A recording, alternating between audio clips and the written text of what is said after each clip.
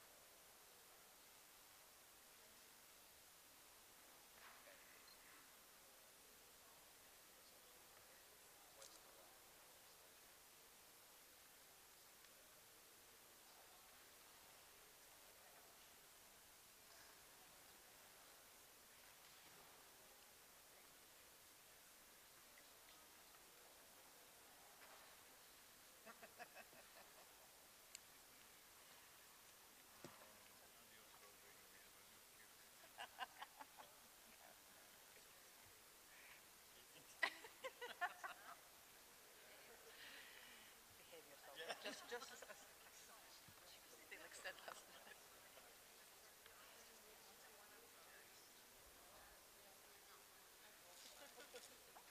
And we're good.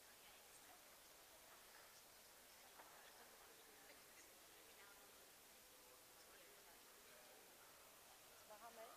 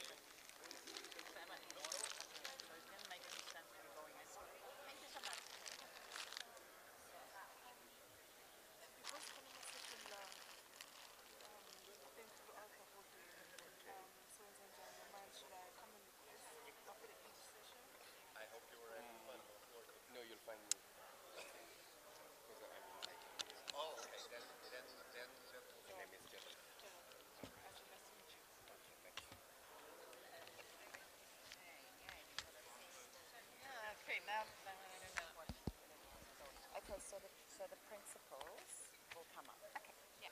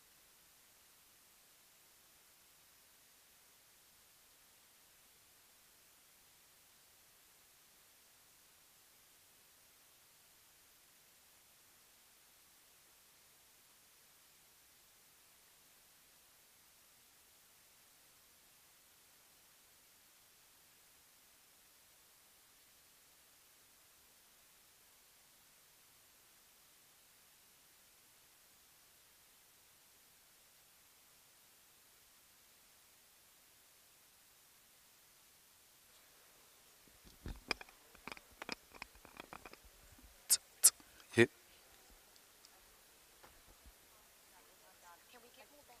Get this one as well. And I just leave it now? Okay. That's it? Yeah, okay.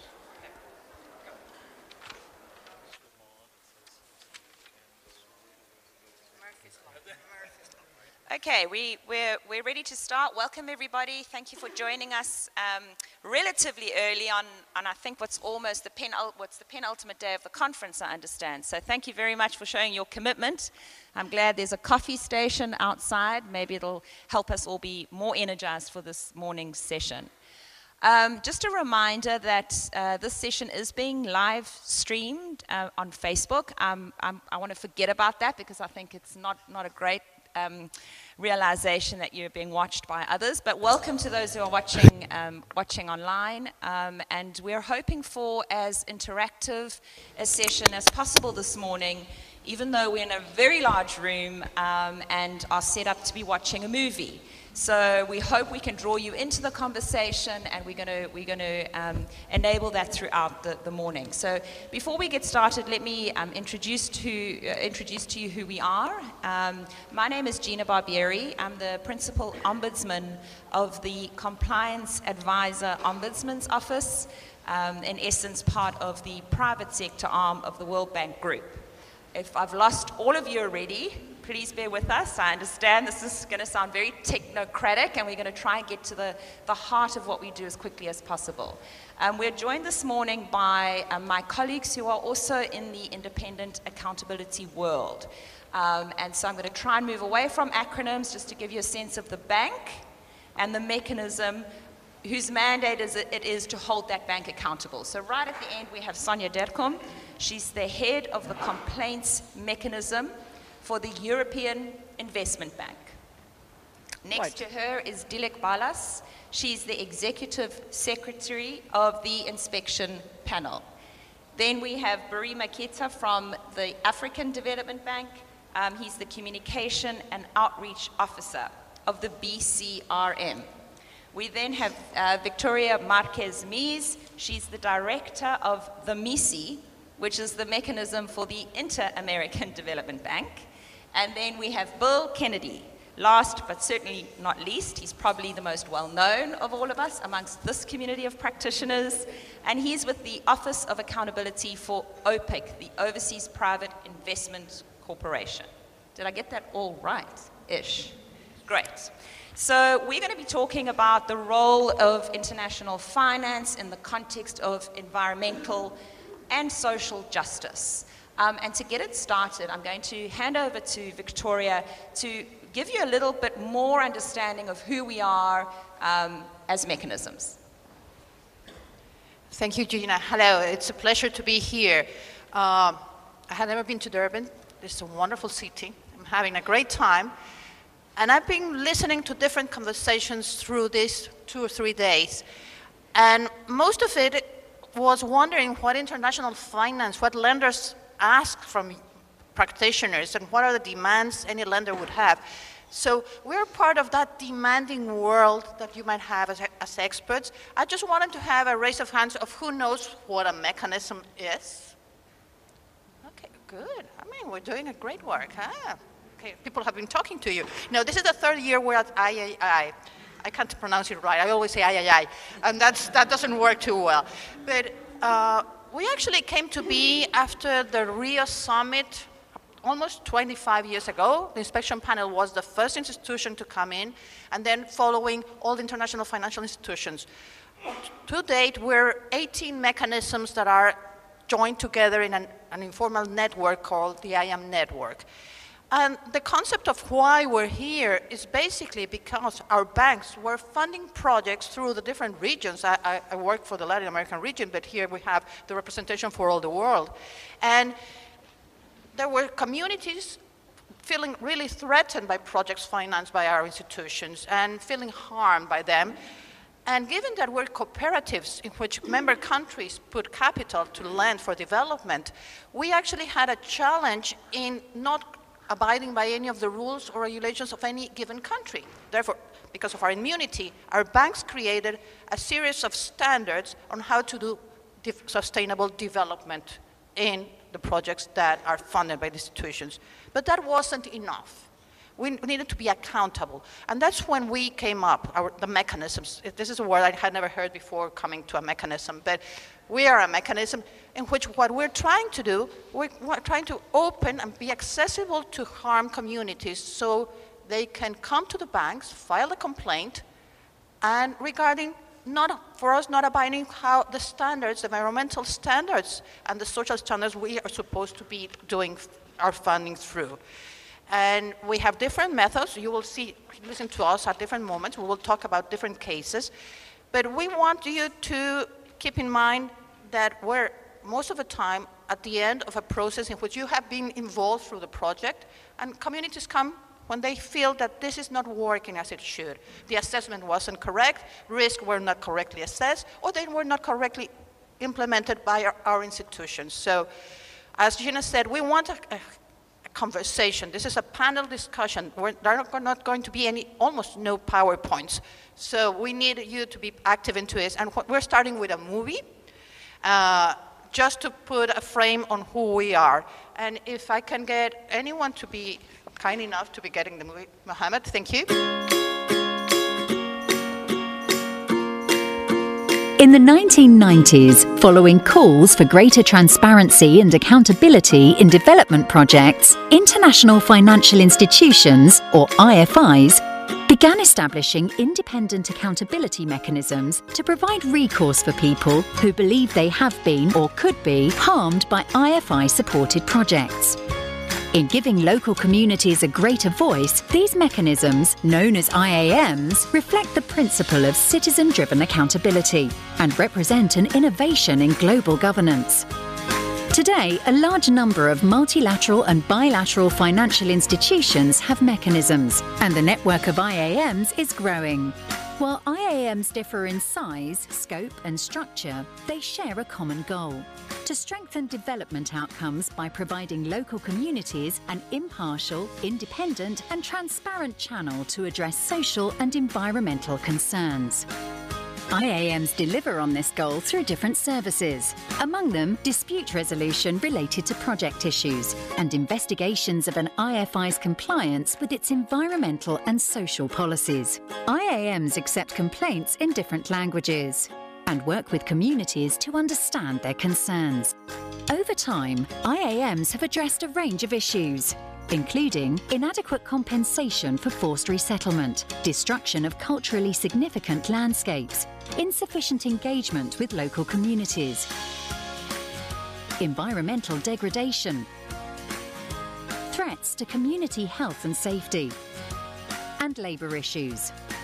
In short, IAMs have helped improve the social and environmental performance of the IFIs and have contributed to better development outcomes for people. And through their work, they contribute to the global community's broader commitment to sustainable and equitable development. Looking forward, communities will surely face challenges when projects cause unintended harm. IAMs reflect the important commitment of the IFIs to give people a voice when their rights and interests are affected, and to meet the highest standards of transparency and accountability. To learn more about the independent accountability mechanisms and their work, visit the IAMs Network website.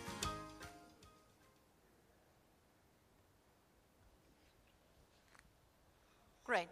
I thought we always try to see if this video tells in general what we are and what we're pretending to do. So I hope it has been clear, but through the day or through the morning session, you can ask any questions about what we are. But basically, what's important as well is what are the principles that drive us, you know? And there, just in my back, you have a slide that tells the basic principles of who we are. We try to promote accessibility because if we understand, I'm sorry, I cannot be sitting down.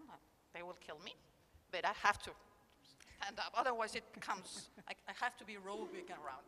But you have to be accessible. For communities to be able to have recourse, to have redress, they have to be able to access our mechanism. That's one of the principles that we work through as most important. We have also to be responsive. We have to be impartial, because we're actually we're not a lawyer caring for our complainant. We're actually looking into how the banks will actually be compliant to their own rules and regulations. So this is a mixture of things. With your dispute resolution, we have to be transparent. One of the greatest values of this mechanism, their transparency. The process goes through a whole different steps in different institutions, but integrity of who is there, the independence from the operations, there are all a series of number of principles that drive the way we act in every one of our cases. We want to be credible, we want to be transparent, we want to be accessible, but most of all, to be sure that even though we're inserted in our institutions, we're independent from the decisions on the projects and how projects are done. And that gives it the value of an independent opinion whenever things are not working as they should. I know the camera will kill me because I decided to stand up, but I want just to stop there, to really start the questions. And Gina, I don't know if you want to start off with the session. Great, thank you very much, Victoria. And we had an outreach session on Tuesday with predominantly civil society, and we showed the video, and we realized actually the video scratches the surface. And it's super helpful, I think, to position what we do in the context of national policy, national legislation, and the policies that actually drive our institutions, so that you perhaps can get a deeper understanding of how we trigger and how we access. So Dilek, can I bring you in at this point to talk us through about that architecture? Thank you so much. I don't know whether it's on. Thank you so much. I will bring you in now the environmental and social policies that have been adopted by each of our respective international financial institutions. These policies are to ensure sustainable development in project preparation and project implementation. And our role as accountability mechanism is to make sure that our respective financial institutions comply with these environmental and social policies. You're very familiar with the Equator Principles, both in the private and public sectors of the financial institutions. These principles are based on international best practices. For example, in the World Bank, we call them safeguard policies. They are not only environmental, but social principles. And these are the ones, for example, on environmental assessment, indigenous peoples, involuntary resettlement, how to ensure safety of dams, pest management. And many of the complaints that come to the inspection panel actually claim harm due to non-compliance of the financial institution with these policies.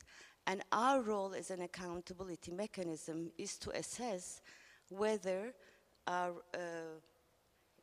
financial institution, be it World Bank, African Development Bank, EIB, has complied, or if there is non-compliance, there is harm to the communities that these development projects affect, negatively impact. And we try to bring redress through our processes to the communities, but also provide learning for our institutions. Actually, one of the reasons of the creation of the inspection panel was, at that time, in the late 1980s, the World Bank adopted the safeguard policies, but there was no teeth to these policies. So it's like the laws without the courts. So there was a decision to create these accountability mechanisms to ensure that these policies are complied with and project preparation and implementation are done in a sustainable manner, bringing environmental and social justice to the communities through these development projects that is financed by the international financial institutions. So I will stop here, Gina, and then we'll take on. Excellent. Thanks, Dilek. And Sonja, I'm actually going to ask you to tell us a little bit more about the types of complaints that communities are bringing to us in the search for environmental and social justice, and what are the tools available to the mechanisms in trying to deal with those complaints? Right. At the IB, we get quite a lot of complaints. So, for example, last year we got in excess of 100 complaints. So, in terms of types of complaints, they can vary quite a bit. Environmental and social complaints make up for around 70% of the cases we get. And we don't segregate them in terms of category because often there is an overlap. There is often both elements are touched upon. So maybe to give you some concrete examples, what type of cases do we actually have? I don't know if you were in the session yesterday, somebody explained things around the TANAP, the Trans-Anatolian Pipeline, which is a pipeline connecting out of Azerbaijan through Turkey and then connecting into what is called the TAP, the Trans-Adriatic Pipeline, going through Greece, Albania, and then connecting into Italy, into the national grid. So we have on TAP numerous complaints coming of all the countries involved. So coming from Albania and Greece, and in terms of volumes, number of complaints, much more so from Italy. So Greece and Albania is mostly to do with compensation issues. And in Italy, it's a range of concerns over environmental, social, and economic impacts of the project itself. There is allegations of infringements. There is if you want, a very active community in the town where the pipeline is actually connecting to the grid. This is actually fairly recent, and the review on our side is ongoing. We have other types of cases, for example, to mention the Ambatovi nickel mine, which might be known to some of you. We had, that's already a few years back, we had received numerous complaints there on environmental, health and safety matters. So on environmental, for example, it started out with allegations over the impact on bees. So the allegation was that they are using chemical anti-malaria vector treatment that was impacting negatively the bees, and that as a result of that, an increasing number of bees would have died, given the important role of bees for the pollination of crops, that this then not only had an impact on the beekeepers, but also on farmers in the area. There was, in that particular one, there was also allegations over water contamination, monitoring of the water quality as such, health and safety matters in relation to existing leakages of sulfur dioxide. There were concerns over, okay, this is a big project where things can go wrong. How is disaster management being organized? So how has the disaster management plan been established, communicated, exercised? So all together in the three categories, if you want, environmental, health, safety, and in the third one, allegations in relation to the resettlement action plan, there were something like 15, 16 allegations that we had to look into. So that made the whole review quite complex in itself. We have also at the moment a case ongoing in Mombasa, and the Mombasa Port Access Road, where there was a case of forced eviction. And in relation to that, numerous complaints filed with us. So we had an initial assessment where we proposed a mediation, and all parties involved actually agreed that this is a good next step to do. And in fact, as we speak here at the moment, the mediation is ongoing over there. So we're I think, going in the right direction there. So what are the actual tools available to deal with a complaint? At the EIB, we maybe to take a step back, we can take complaints from anyone. So it doesn't necessarily have to be a project affected person or party. It could be an NGO, it could be affected people, but it doesn't have to be.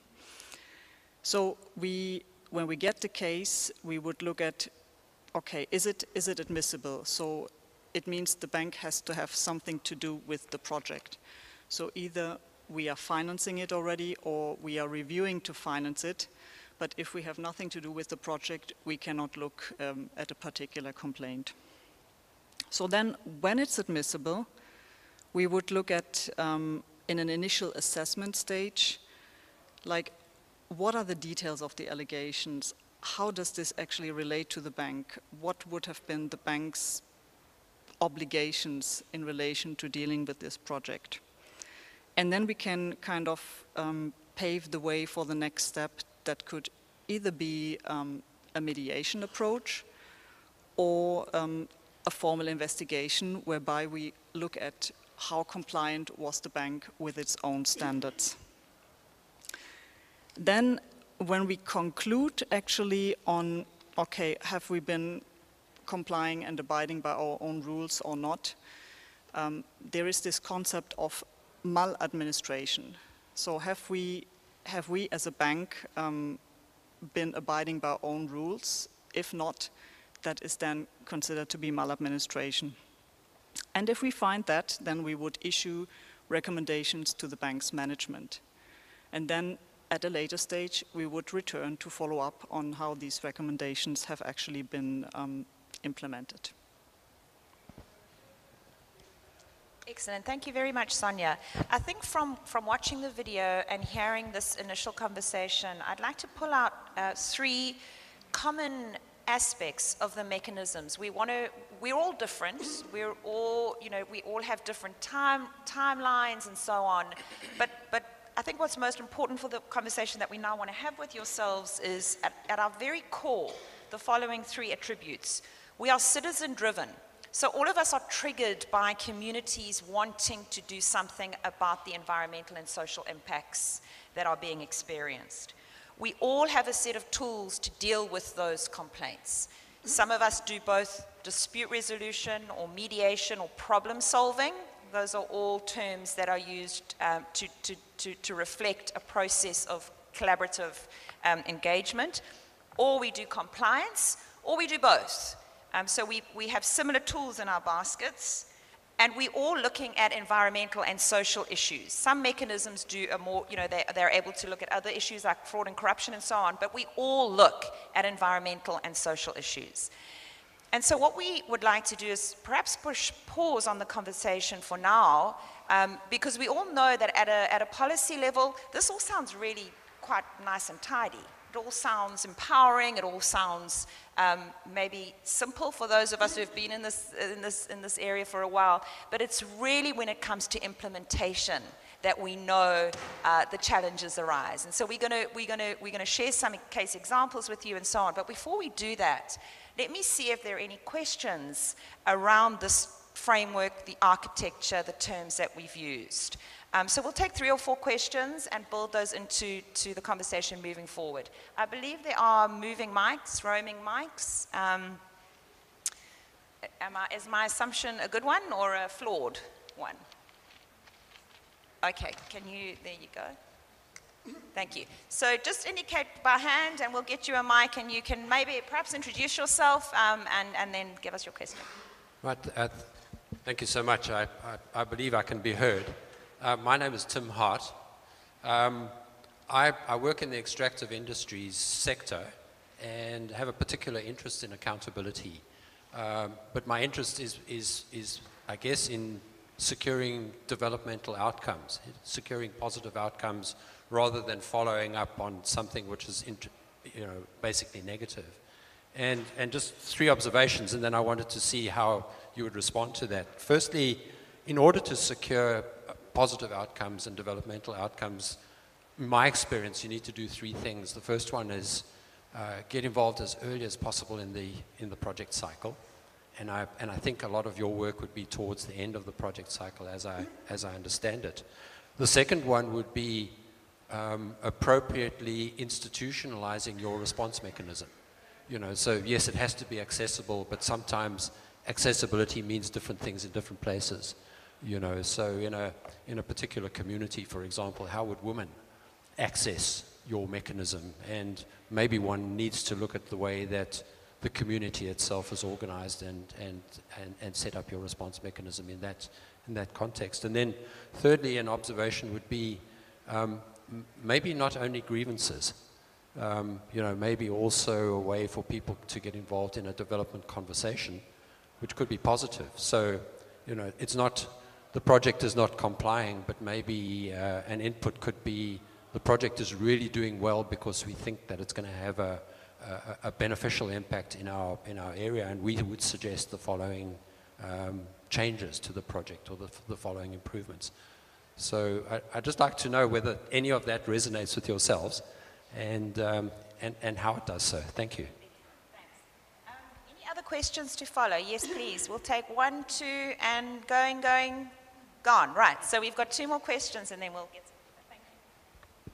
Thank you very much. My name is Susie Brown. I'm an independent environmental consultant. I'm curious to know if you can give us, and it follows on almost from Tim's point, some breakdown of when you receive your complaints. Are they during the EIA process and the project development phase, or are they rather at the implementation phase? And do any of your accountability mechanisms involve some role for an independent review person during the actual build-up prior to a decision to to try and build in safeguards before a decision is made that might be the wrong decision, and then you receive complaints during implementation when it's actually a bit too little too late. Thank you.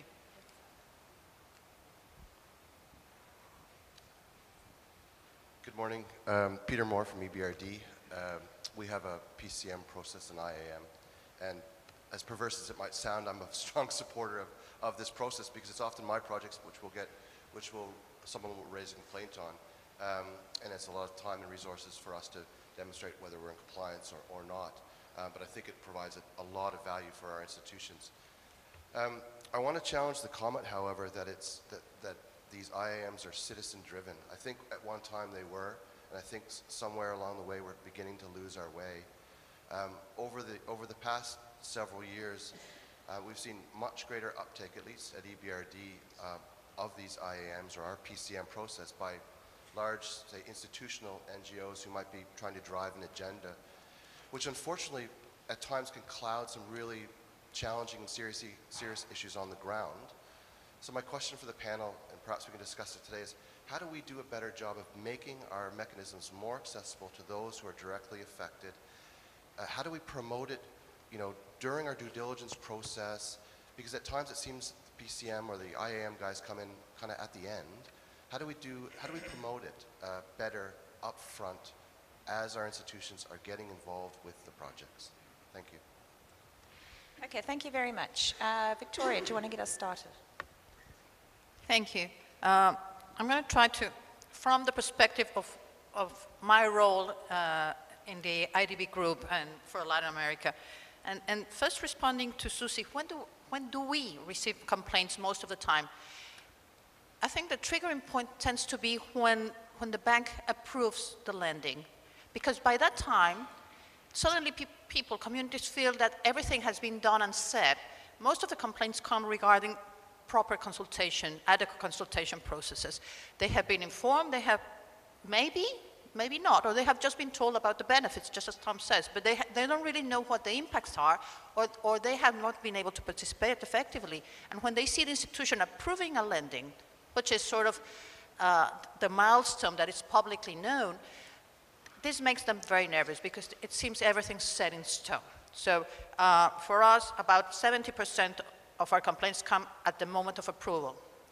And it might be related to the due diligence done or not done at that moment. And getting involved, I think it's important to say also, and be fair to our institutions, just from my EBRD colleague here saying, the institutions have these strong units of environmental and social safeguards experts that accompany the project teams to ensure that impacts are effectively identified and how should it be mitigated, how it should be addressed. And most, at least from my perspective, most projects are really good, but there's always flaws. And a flaw, what our mechanisms serve to be, is they actually bring in this red alert on things that we might not be even know in an institution that is happening. In our case, we're a last resort. So first, you have to remember there might be project level redress mechanisms, then they have to go to the institution and talk to them. Eventually what we get is very, very, very difficult cases where people are already burnt out, where they feel they have not been heard, where they don't have sufficient information from their perspective on what's happening. And the uncertainty of what, from our perspective, is the lending of our institutions tends to be a black box for communities. They don't really understand how we work. And from going to the session on EBRD the other day, not even the experts really know how we work. And that's a lack of transparency that makes people more uncertain of what we do. Just because I don't want to take anyone away from responding to this, so how to promote access, and I think that's one of the greatest challenges that we have. I would go a little bit, my statistics go against thinking that CSOs that come to us. For us, 70% are individuals that I don't know how they reach us. Let's say, well, so this is not it's a non-judicial redress mechanism. I am not a lawyer. Some of my colleagues might be lawyers, but we're trying to be non-legal so that will be more accessible to the process. But access is still a great challenge. And for example, in the Latin American region, one of the greatest challenges nowadays is reprisals. So how do you ensure a safe environment where someone can come to us and not fear for reprisals either of the governments or the private sector company where they are? We're famous in Latin America for having the worst situation for human rights activists and environmental activists. So that's one of the very large concerns. Or women, how do you ensure women are accessing and they know you? I think I'll leave it to that so my colleagues can respond to questions. Dilek? Yeah. Thanks, Victoria. I just want to start with the phase of the project. Actually, at the inspection panel, we do receive a lot of complaints during the project preparation phase. And that ties into your question that, you know, we need to really look into the issues as soon as possible when the EIA process starts, which is very, very true. Because when a complaint comes at the project preparation phase, actually, there is a much more possibility to correct course than try to change things during project implementation after harms occurred. And for example, we have currently a case in India after the separation of the Andhra Pradesh state. There is a new capital that is being built by the Indian government, Amaravati, and that is done through land pooling scheme, which is a very creative scheme, but whether that government land pooling scheme is in accordance with the bank's policies is an issue that the complainants brought to us, and now we are currently, you know, management took this into account and saying, look, we are going to look into this more carefully and then proceed with that. In terms of I want to come back to the big NGOs, international NGOs, and whether the issues that are bringing to the accountability mechanisms undermining the real citizen-driven complaints. Actually, our role is, of course, furthering the development conversation through the most, utmost decision-making bodies of our institutions, which is the board of executive directors, right? And sometimes big NGOs can come with claims that are not necessarily, reflecting the harm to the communities just to advance the development agenda. So our role is really to assess whether these are real complaints or actually whether there are real harms on the ground or not, because our mechanisms can only be triggered through harms to the communities. So that's an important aspect. But NGOs play a very important role in bringing the communities together, because most of the time communities are segregated. They don't know about the existence of our mechanisms. So it's very important for the NGOs to work with the accountability mechanisms and bring complaints. And in the inspection panel, I must say that the most important investigations and the most impactful investigations actually came from the communities with a piece of paper handwritten and, with no big NGO behind it. So I just want to stop here. Thank you.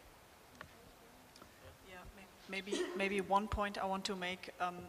What I said before, our scope is maladministration of the bank, so we look at what types of rules potentially the bank has been breaching or has been complying with.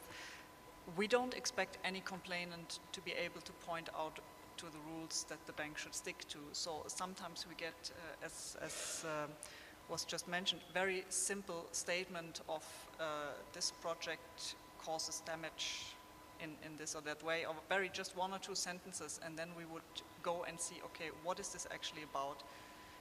How was due diligence done at the start? Have we looked at all the environmental and social aspects? So it actually, from a simple statement, this can trigger a very extensive review in substance, and nobody has to actually point to the specific standard or the specific rule that might have been breached. Thank you very much. I'd like also to comment on some of those initiatives we have to prevent this harm being done. Obviously, our mechanism are triggered by complaint we receive from affected communities, but I'd like to also to share with you the experience. Also, we have the possibility we have in our mechanism also to start an investigation even without having a complaint. You know, it is an internal process, you know, at the African Development Bank, what we call a spot check review. Every year, for example, our unit, our compliance and review and mediation unit has to discuss with the management about a high-risk project, category 1 or category A, for example, to see, you know, how we can also help that project in terms of looking if the project has been in compliance with the policies of the bank or not. So, and we share the lesson learned through, you know, with the management. It is not triggered by a complaint, but it is something we do also in anticipation or help a project to do well in terms of environment and social things. The second thing I would like to point out is in relation to accessibility, we also do something also which is a bit peculiar to the African Development Bank. We organize community sessions. So we're not only reaching throughout the CSOs, but also we go directly with communities. And we make sure also we communicate to them in local languages they understand. We had, for example, prepare brochures in local languages, or we work with local people so that the people understand what we do. We also ensure and work a lot with the staff, because even internally, people don't know about sometimes our existence. Bank staff, they might not know about the existence of the mechanism. So we have to sensitize them and make sure during the project cycle, they talk about the existence of this mechanism. So these are the things I wanted to share with you. And for international NGOs, we make sure also when an international NGO raises a complaint, we should make sure that it has local representation. You cannot just come back to us like international, but you have to make sure that you have local representation before you come to us so that we were sure that you are talking on behalf of the communities. Thank you. Thank you. I would like to respond to the questions from Mr. Hart and Peter Moore from EBRD. And in responding to your questions, it allows me to point out two unique features to the accountability mechanism at the U.S. Overseas Private Investment Corporation, which the other accountability mechanisms do not have. And so regarding your comments about the need to go beyond grievances from citizens about projects and how can one expand the dialogue, as Gina said, we are citizen-driven. Complaints come from citizens. But the Office of Accountability at OPIC is the only accountability mechanism which can also take complaints from clients whom we lend to. Now, as you might imagine, the clients do not submit a complaint about compliance with our procedures. If we weren't in compliance, they wouldn't have received the loan. So what we would receive from a client is for dispute resolution or problem solving. And to give you an example, I recently received a submission from Mongolia. OPIC has a number of projects in Mongolia. Many of them are loans to financial intermediaries. They are not standalone projects, but banks which on-lend our money to small and medium-sized companies. One of these funds approached me about the possibility of providing training to their staff on environmental and social issues and how they can work with their clients to make the projects more sustainable. That is an eligible submission from our point of view, and we will be undertaking some training for them.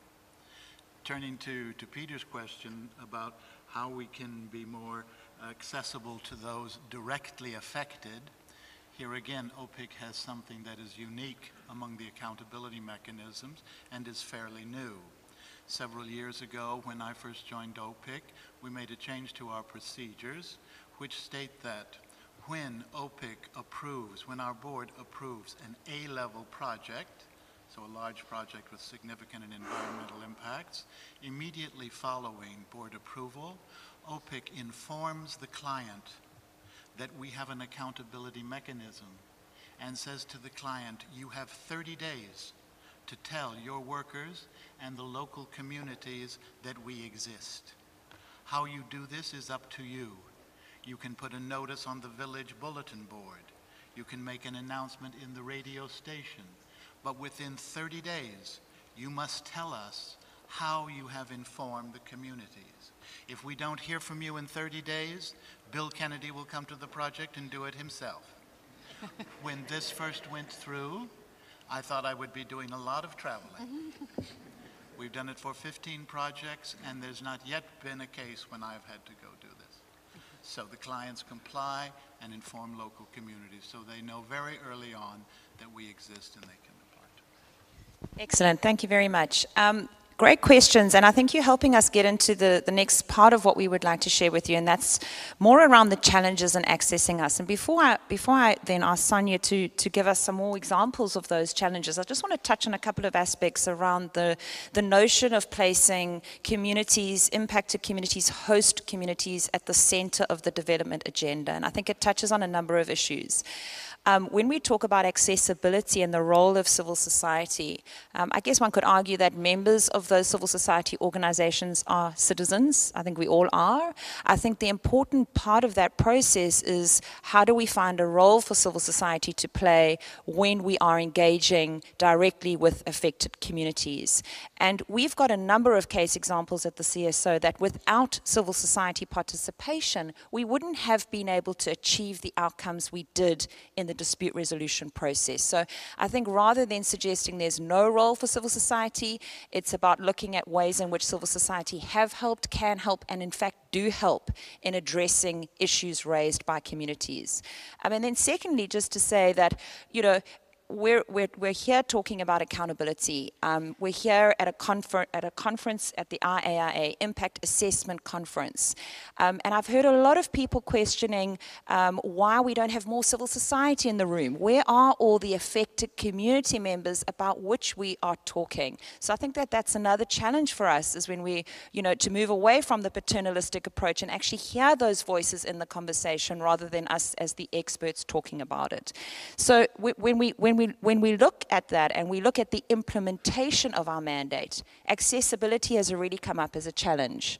But there are many more challenges. And Sonja, if you could help us get a better sense of the kinds of challenges we face as mechanisms in implementing our mandate.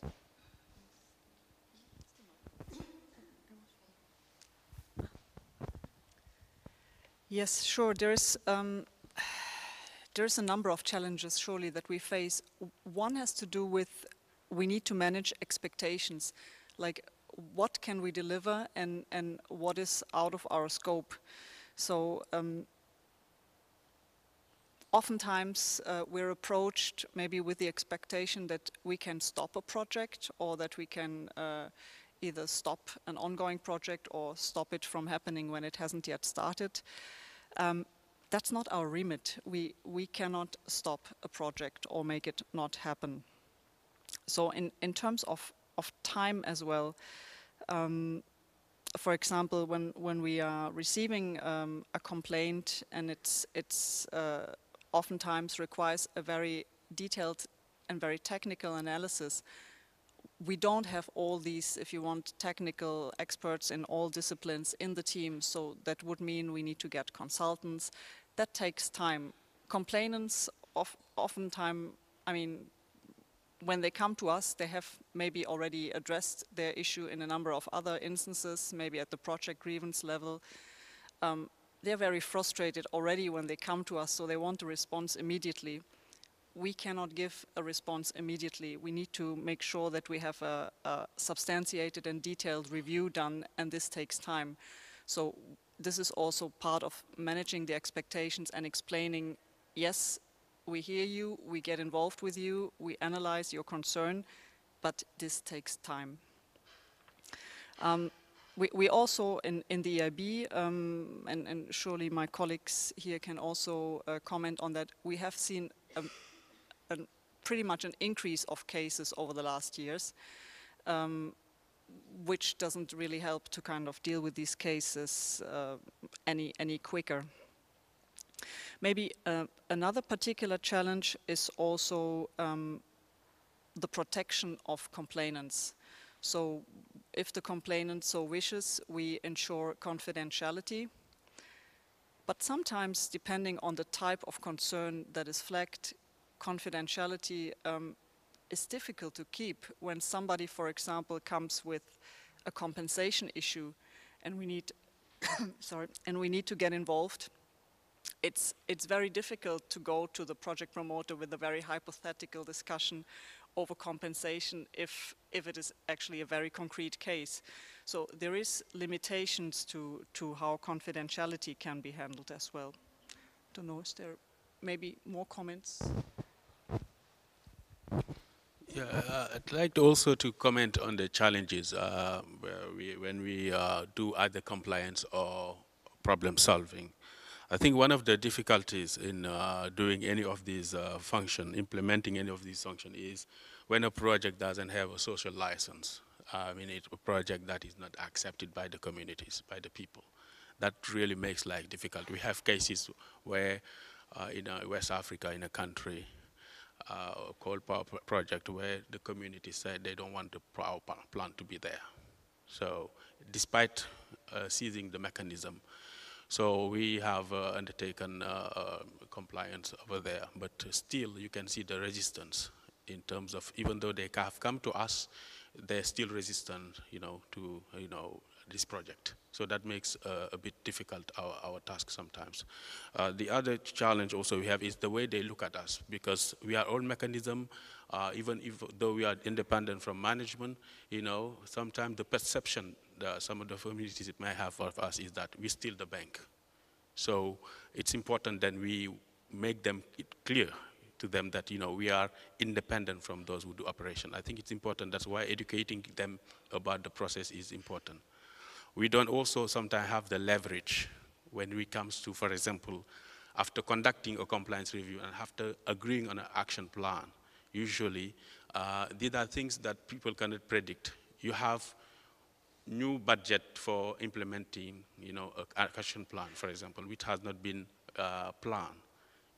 Because we conduct a compliance review, we raise a certain number of issues, management come to us and say, okay, we'll these are the remedial action to be taken, and then you realize the client probably, because this remedial action plan needs, require much more money, which has not been probably in the loan agreement, things like that. So these are some of the challenge also we have in doing our compliance on problem solving. Can I just... If I may add, I want to come as the biggest challenge I feel is the redress of the harm to the communities. That is the essence of the complaints that come to us. But our role is not to investigate governments. Our role is to investigate the financial institutions that provide the loans to the governments. But the governments are the ones actually implement the project. So when it comes to the redressing of the harms, in drawing an action plan to redress those harms, the financial institution has to have an agreement with the government in how to make sure that the community harm is being redressed. And that is an issue because sometimes the governments, as you can see, and the conversations through this conference, the national laws and these policies of our institutions are not necessarily the same. And for example, just very simply, most of the laws do not recognize the compensation to slums, but our policies do recognize and want the projects to compensate the slums if they are being resettled. And most of the governments do not agree with the findings at the end of our investigations, and they do not want to create a precedent by providing this extra compensation to the communities. So that is, I find this to be the biggest frustration and the challenge for us, because when a complaint comes to us, when a community is harmed, we really want to help, but the help comes indirectly. And of course, there are several stars that needs to be aligned for us to have an impact.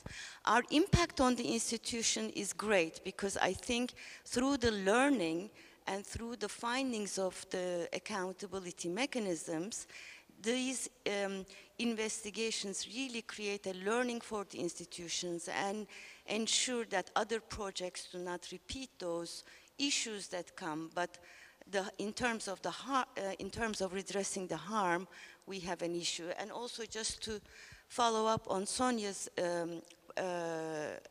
comment on the confidentiality, retaliation to the complainants that come to these mechanisms is really a very prominent challenge for all of us, because you know, they are seen as going against their governments when they actually send the complaints to us, and can really face very serious retaliation. Thank you.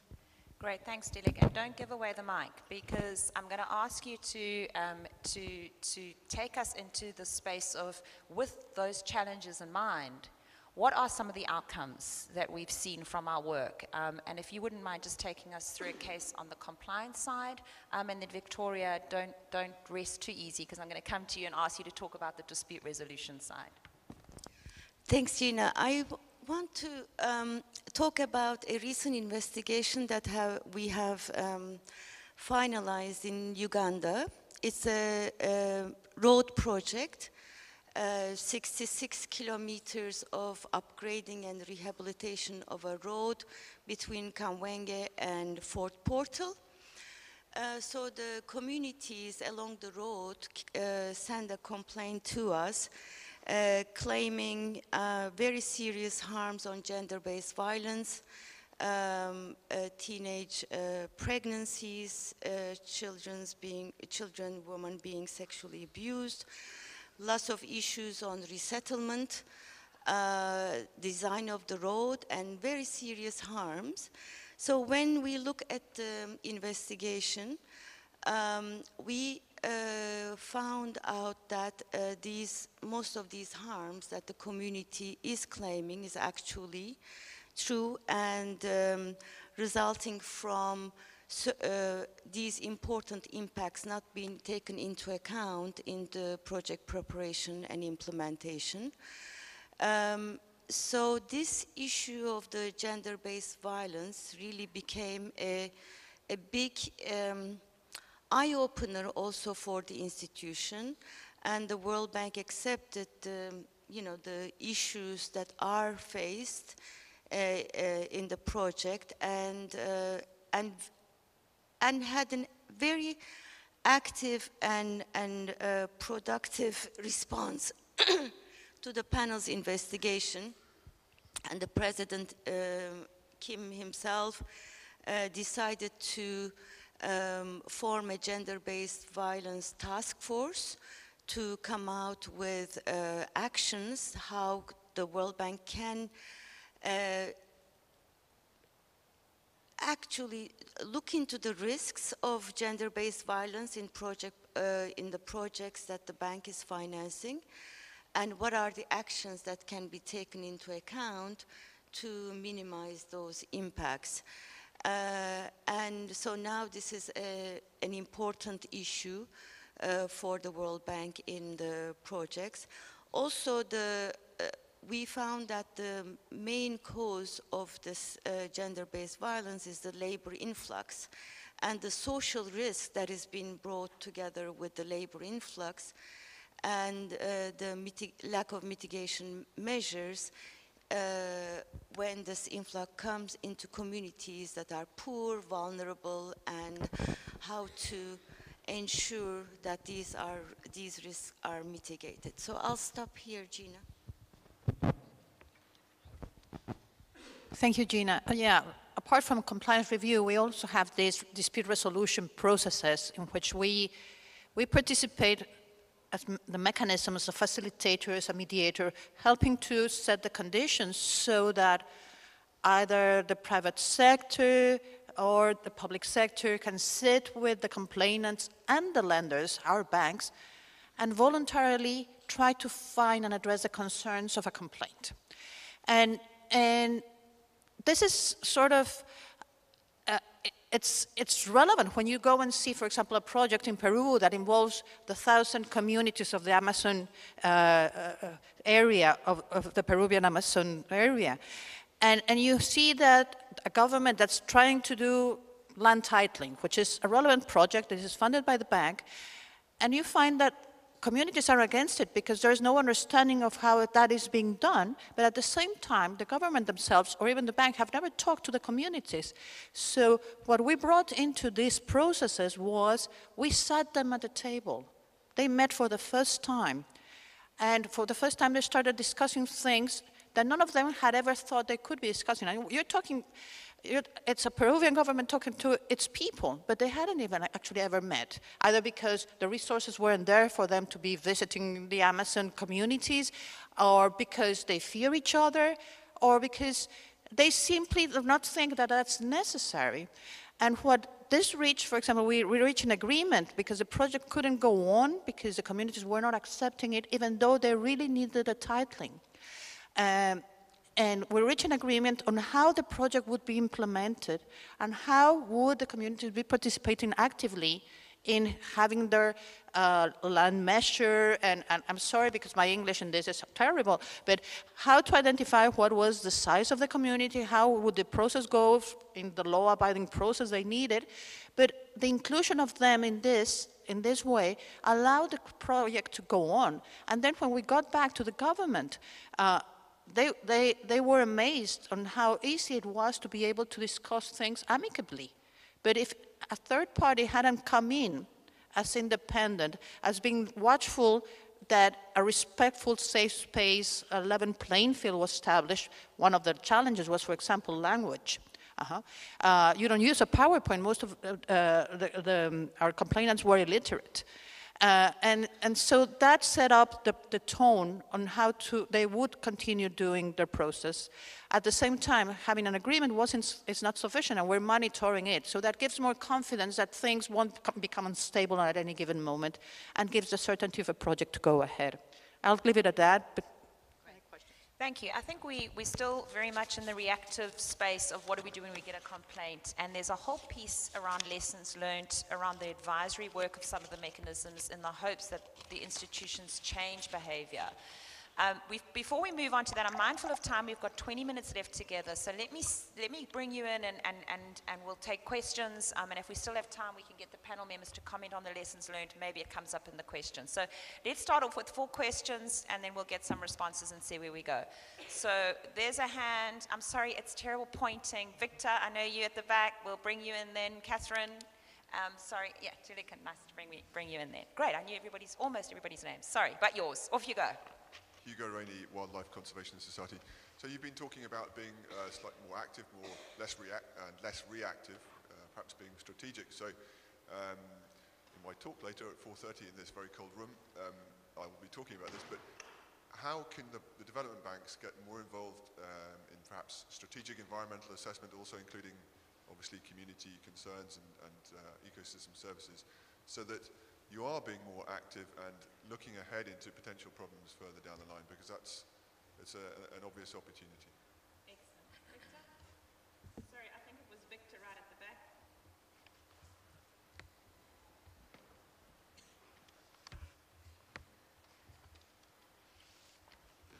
Thank you. Victor Bullen from USAID. Could the panel please talk a little bit about independent advisory panels or panels of experts that are used for particular high-risk projects and perhaps other dispute resolution or ombudsman services that might be used for high-risk projects? How do those mechanisms compare with the inspection panel or other independent accountability mechanism services? Fantastic, thank you. And then over to Catherine over here.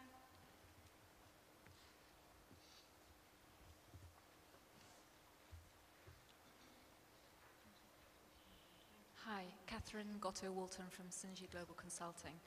A couple of questions.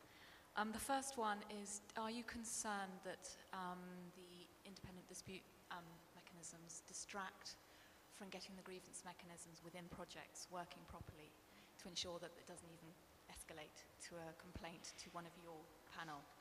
The second question was, obviously you're large and well-resourced institutions.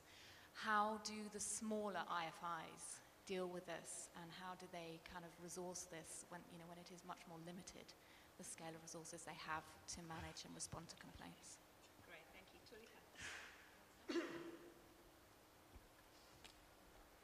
Hello, I'm Tulika Bansal from the Danish Institute for Human Rights. So I had a question around capacity building of affected communities to actually submit complaints and participate in the process. So I would like to hear from the speakers if there's any examples that go beyond posters and brochures, but to actually meaningfully be part of the process, including in the investigation and fact-finding of the cases that are submitted. Okay, thank you. We'll pause there, get some responses, and then we'll take another round. I think we'll probably fit in another 2 rounds. So who wants to start us off before I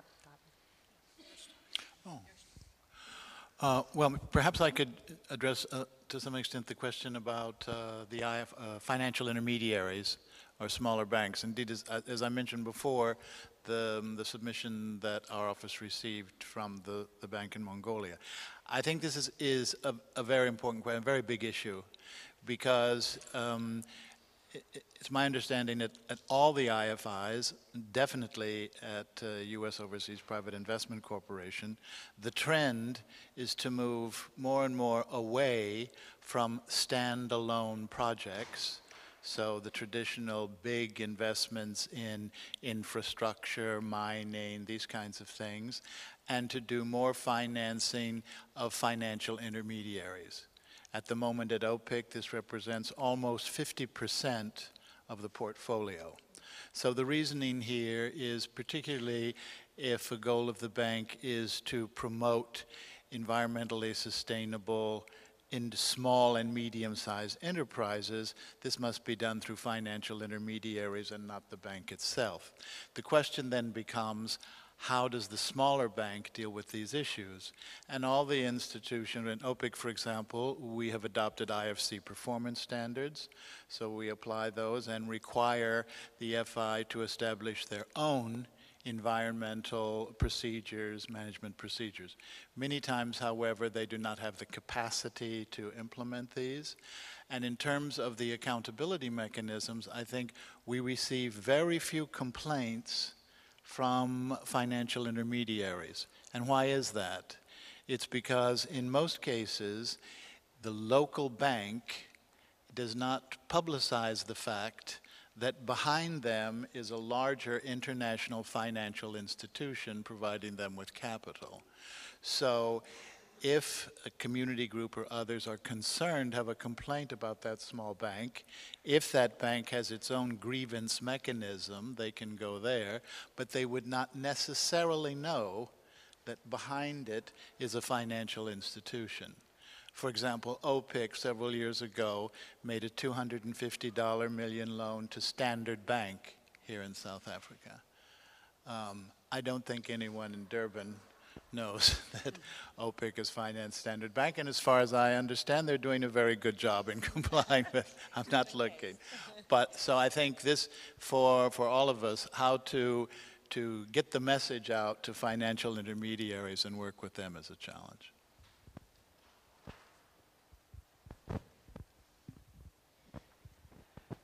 Maybe if I got the question right on the project level grievance mechanism, there were, I think, two questions in relation to that. Is there potentially a conflict or a divide between the two? So I wouldn't say that we do not encourage people to use project grievance mechanisms, and the better the project grievance mechanisms work, the less complaints potentially could come to us. But in practice, what we often hear is we come to you because it doesn't work on site. And we don't make it a prerequisite that people have to go to the project level grievance mechanism first. They are open to come to us at any time. And then we would look at, okay, how effective is that project level grievance mechanism as well, and has the bank actually also analyzed the effectiveness, and how have they measured that? Because in practice it's probably fairly simple to set up a mechanism by the book, but when does it actually become effective? So I wouldn't say there is a conflict. We encourage, obviously, that we have well-functioning project-level grievance mechanisms, but often the cases that come to us oftentimes prove that this is not the case. I'll try to respond quickly on the strategic environmental assessment, which we completely agree the importance of the strategic environmental assessment, and some of our investigations in the inspection panel, we have mentioned the importance of of conducting a strategic environmental assessment and then looking into the project preparation. But in many of the cases, the World Bank or African Development Bank is called on or requested financing after the government has, made a decision of putting together a project. So there is an issue of that, how best to ensure the strategic environmental assessment. We have noted that in our investigation reports in some of them, but of course it's not up to us to make sure that our institutions do that in every project, and in most of the cases it's not possible. In terms of the use of experts, for example, for the investigations, we always have internationally known experts accompany the team, the panel team, in the investigation, depending on the subject matter. If it's on resettlement, for example, on indigenous peoples especially, this is extremely important, or on, environmental matters, because our teams do not have that, international technical knowledge on the specific harms that are brought to our attention. And on the capacity building of the communities, we don't necessarily, at the inspection panel, we don't necessarily do capacity building. I think dispute resolution is more, maybe Gina can talk about the dispute resolution case, but we work with the civil society organizations and we rely on them to build this capacity among the communities. Actually, for our investigations, we really do not necessarily require the communities to have a capacity to come to us, because they, as Sonja said, they don't even have to mention the policies, or they don't need to understand. This is the work that we do. But for dispute resolution, I think this is a very important component of a successful dispute resolution mechanism for communities to know about their rights. Do you want to talk about that, Gina? Sure, thanks, Dilek. So I think for me there's two parts to the capacity building question. One is building the capacities of communities to bring us complaints, and certainly we're not involved in that, and that is a challenge, and I think that's where the role of civil society is critical. It's also the responsibility of our banks. And so, should there be some conversation happening that empowers banks, or at least makes banks aware of this need. The second part is then, what do we do once we've got a complaint? And how do we build the capacity of communities to engage with us? And how do we build the capacity in our world of the private sector to engage with communities? And we do a lot of work in that regard in the dispute resolution phase of our process. And it can be enormously challenging, and we certainly shouldn't proceed with a dispute resolution process or a mediation or a problem-solving process, whatever you want to call it, without having some sense that the community and the company are ready and able to engage, and we've done all we can to level the playing field, because we know that there is an imbalance in power. Depending on the context. So those are just some reflections. We do have a resource restraint in that regard, and we also have an entry point restraint. we come in as an independent third-party facilitator. So where a community, for example, needs technical knowledge building, should the independent third party do that for one side and not the other? And where we are faced with those challenges, we're looking at partnering with other organizations that can fill that gap because it does need to be addressed. And then very quickly on the use of experts, one tool that the CEO has used in Mongolia, potentially in Albania around seismic activity, is this concept of a joint fact-finding process. And just very quickly, what I mean by that is it's a move away from this notion that the mechanism brings in the expertise to make the decision. And it's placing in the hands of the community and the private sector client the ability to jointly determine who those experts should be and what will we do with the results of that expertise. And so that is something that we're thinking about very closely. We will be publishing our reflections in this regard in the coming months to help practitioners in that space. So just to answer Victor's question there. All right, so let's go for another round before we then wrap up in 8 minutes. All right, so let's just date, why don't we do this, take 3 from this side, 3 from that side, and we'll call it a day.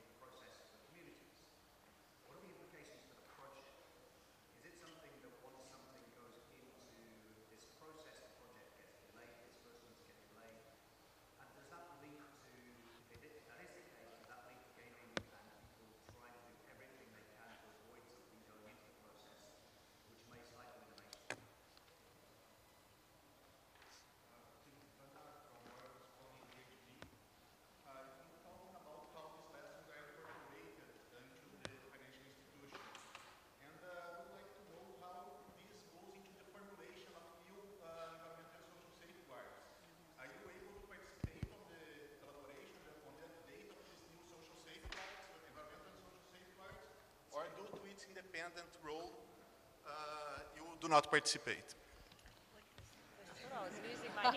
Shall I repeat everything? Yeah. I'm Philip Hanna from Royal Haskoning, DHV. You were talking about how you incorporate the lessons from the investigations into the financial institutions.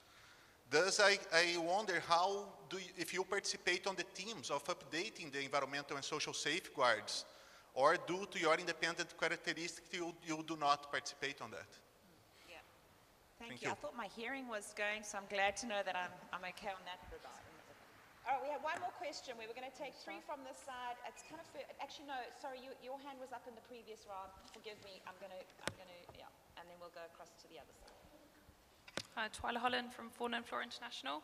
I just wanted to ask IFIs if they're pressured by their own financing ambitions and strategies and bend their own rules.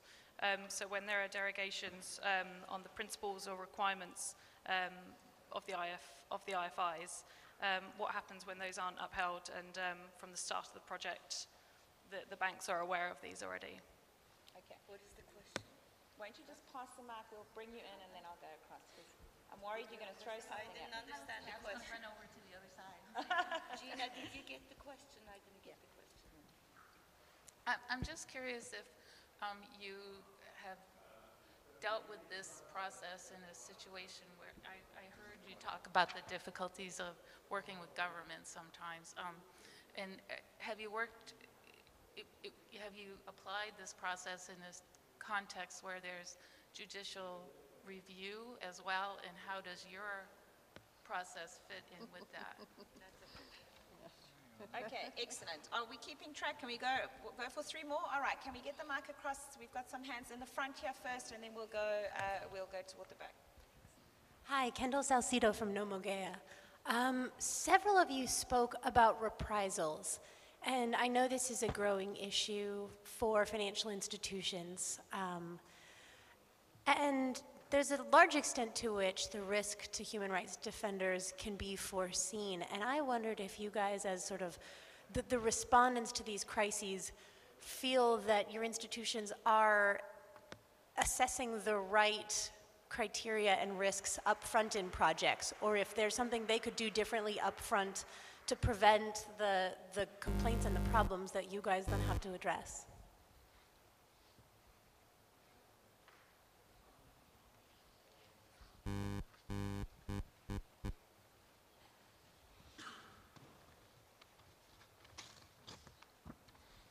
Anna Maria Estevez, CIG. I've spoken with some of you in the past to see if IAIA has a role in being some type of honest broker of experts between communities that need expertise and yourselves. Do you see a role for an institution such as ours to match communities with expertise so that they are so that the communities are more empowered in setting terms of references, selecting experts, etc. Be interested in hearing your views. Okay, I think we've got one more and then we'll take some responses. Are there any other questions out there on that side? Miraculous. Let's come to the panel then, and perhaps in answering if you... Oh, there's one over here. No? So, is this working? I've got a loud voice. We'll take some, we'll do some answers, but bearing in mind the time, we've got 3 minutes. If you wouldn't mind, panel members, maybe we start with you, Sonja, and we'll work down. So, any answers to those questions and final reflections, and we'll wrap up. On the implications for the projects, and can there be potentially delays induced by the complaint? It depends a bit what type of complaint it is. We are not as such stopping a project because there is a complaint. What it could mean though, if for example, serious resettlement issues have not been satisfactorily yet resolved, that maybe a disbursement would be held back until that is actually been resolved. And while that may or may not stop the project, but the financing might be held back until certain conditions precedent are fully satisfied. In terms of the formulation of the new environmental and social safeguards, I think this is kind of, if you want, a feedback loop. Every complaint also doesn't only have conclusions for the merit of this particular case, but it feeds back into a wider reflection of what can the institution learn from it, and where are there elements where maybe things need to be fine-tuned and enhanced. And so this is where social environmental safeguards potentially can be adjusted following complaints, or following maybe a series of complaints always pointing to similar type of issues, that then there would be a feedback, okay, we always see this type of issues, we need to strengthen certain elements in a certain area that was flagged. Thanks, Sonja. So, as Sonja said, we do not have the authority to suspend, stop project implementation or project preparation. However, if the issues came to the accountability mechanisms are very serious, then bank management or the financial institution management in many of the cases that came to the panel has decided to either cancel, to apply the remedies, cancel or suspend the project. For example, in Uganda, when they understood these serious issues and the problems of implementation on the ground by the government agencies, they decided to suspend the project and then provided an action plan for government agencies to comply, and only started the disbursements after those actions are been complied with.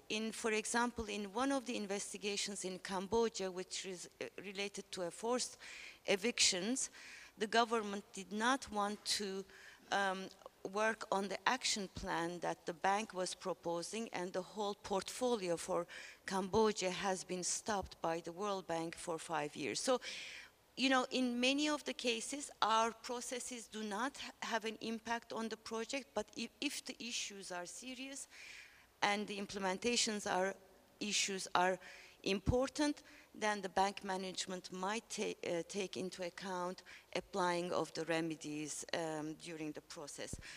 On the policy making, we don't have a role in policy making as an accountability mechanism. However, the lessons that are derived from our investigation really feed into the, you know, how the policies are going to be adjusted. Actually, the World Bank had just gone through revising its safeguard policies and adopted the environmental and social framework. In many of the issues that came out from investigations has taken into account in this process. In terms of the judicial process, I think you will hear different responses. At the inspection panel, having a judicial process at the borrower judicial system does not necessarily impact the process, you know, because our role is to look into whether the financial institution that is immune from the judicial system of the local governments have applied its policies or not. So basically the national courts are looking into the government's actions while we look into the financial institutions' actions. So for us, the judicial process does not have an impact. But if the issue is very specifically local and needs to be dealt with in a national courts, then we say, look, this is not within our mandate. For example, the cultural importance of the Ganga River brought to us, and we said this is something that needs to be looked into by the, you know, national courts, and this is not for the panel to opine on. So I'll stop here. Yeah, quickly, because we're running out of time. I think I'll jump on the last point you raised on the judicial. So contrary to your institutions, we are not dealing with cases that are pending on the local level, at the national level, at the judiciary level. So we have cases where we have, first of all, to ensure that the case is no longer pending. For example, we have received a case in Senegal, a request, and we were told that this complainant have already seized the judiciary local level. So we told them that we cannot process the request because this matter is pending at the national level in the judiciary. So when the case was over there, when the case get rejected, so it's after that we can re-register the case. So this is something I want to say. We are working collaboratively also with the safeguard teams, and I think they are reviewing, when they review the safeguards policies, they include, I mean, they interact with us because of the experience we have gathered through compliance review. I'll go very fast through the questions of everyone. Delay impacts on projects. Usually what we have at the IDB is that the delays have been caused by the complaints and the problems in the project. And whenever they come to us, what we're trying to do is promote a smooth execution of the project through problem solving or going very fast through a compliance review. We have very set deadlines and time limits in our process, so that helps move forward things. And we will definitely, as everyone here, are not mandated to stop a project. On the regulation of new safeguards, our compliance, we've done about 5-6 compliance reviews in the last 3 years. And from 2 of them, we have managed to provide inputs for the potential revision of guidelines and policy on the indigenous peoples policy of the bank. On the environmental policy of the bank was sort of silent on what were the social impacts. And from one of our compliance review on a wind farm in indigenous people's area, it has been strengthened. They've developed new guidelines, a new process. They hired a complete new team to actually work onto the social impact assessment, and they're working into looking at the involuntary resettlement policy as well, but it just doesn't seem to be addressing the situations of urban resettlements that are happening in our case. So we can make recommendations, and they have been taken on board by the board, and therefore we are being part of that change through our own recommendations. reprisals toolkit. As a secretariat, the IDB MICI has been heading our secretariat of the IAM network. We commissioned a toolkit on how to handle reprisals so that anyone can take on. I think our institutions are sometimes very removed from the reality of what's happening in the region. Most of them, you have technicians and you don't have human rights activists or people that know how to deal with these issues. We're trying to work with them for them to realize that this is happening and how to try to promote a safe space. And finally, Ana Maria, on the III, you see, that's something I can never get away with, III. As an honest broker, I think mechanisms really value working with you experts. For example, we're opening up our a bid for new experts to do compliance review. It's harder to be identifying whether communities could take this on board, mainly because of funding, and we've spoken about these issues. But your expertise is very valued, and your experience is very important for the mechanisms, and I think that's part of having an independent assessment and an independent expert on this is very good. So I'm stopping there. Bill thinks he's said enough, so I'm going to steal his 2 minutes just to a couple of final comments. The issue of reprisals, just to say that I think that what we're struggling with is that the responsibility of accountability seems to now rest on the shoulders of the most vulnerable people. And so we're trying to band-aid a situation in addressing reprisals as best we can within our limitations. And so I think it's a systemic issue that we need to think about. The benefits of the private sector in the accountability process, I think there can be many. And we've had situations where the private sector, unlike OPIC, they can't come to us, but they've convinced civil society to come to us because they have felt that on the dispute resolution side, we're able to open up a playing field that didn't exist before. So, sometimes it works, sometimes it doesn't work, to the advantage of both community or the private sector. And I think that to say it's really frustrating when you're in a session and you've posed a really good burning question that just doesn't get answered. It's not because we haven't heard, we have run out of time. So I'd like to just acknowledge Mohammed, Alfredo, and Andrea. They're all our colleagues from the IAMs. We're all around. Please come up to us. We'll be outside. You can ask more questions if you would like, and especially if we haven't actually answered questions that you've already asked. And let me just quickly say siyabonga to you for participating in this session so early. Siyabonga to the techies. Thank you. We're thankful to you guys. Thank you for sorting us out. To our other colleagues that have helped us, to those online, if you're still there, thank you for sticking through the session. And then finally, to a great panel, thank you for being flexible, dynamic, giving some really good comments and answers. So, siyabonga, thank you very much.